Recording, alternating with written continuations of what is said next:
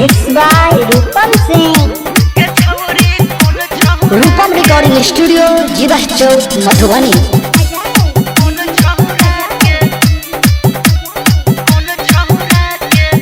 पोखर पर करे चले इंतजार के छौरी कोन छौरा के पोखर पर करे चले इंतजार के छौरी कोन छौरा के हमारा जे देखला भगला ओढ़नी से तू चोरा के हमारा जे देखला भगला ओढ़नी से तू चोरा के पोखर पर करे चले इंतजार के छौरी कोन छौरा के पोखर पर करे चले इंतजार के छौरी कोन छौरा के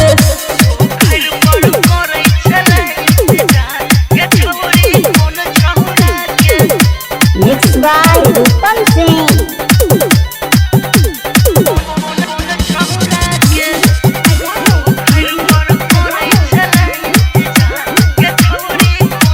मेला लगल छले तू तो दुपहर में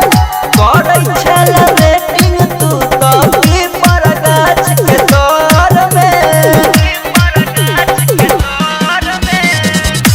मेला लगल छले तू तो दुपहर में करे छले वेटिंग तू तो पीपर गाछ के तोर में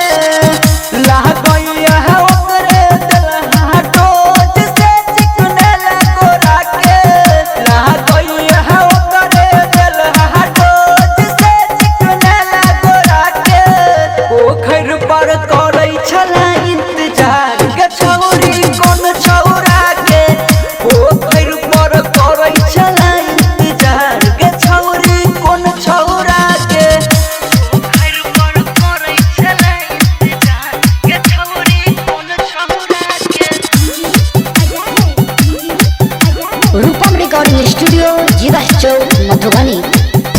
हमारा बुझाइया गुडवा मोरलो बिचारी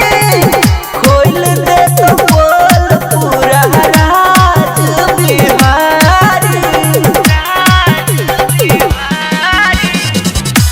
हमारा बुझाइया गुडवा मोरलो बिचारी खोल दे तो बोल पूरा राज बिहारी वीडियो रिकॉर्डिंग के लिए रहबो हम वायरल करा के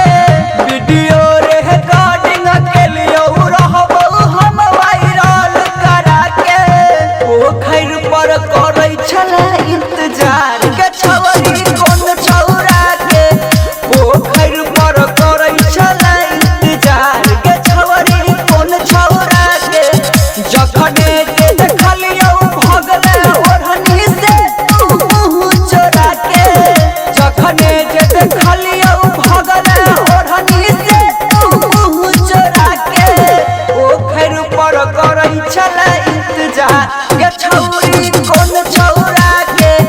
पोखर पर करे छले इंतजार के छौरी कोन छौरा के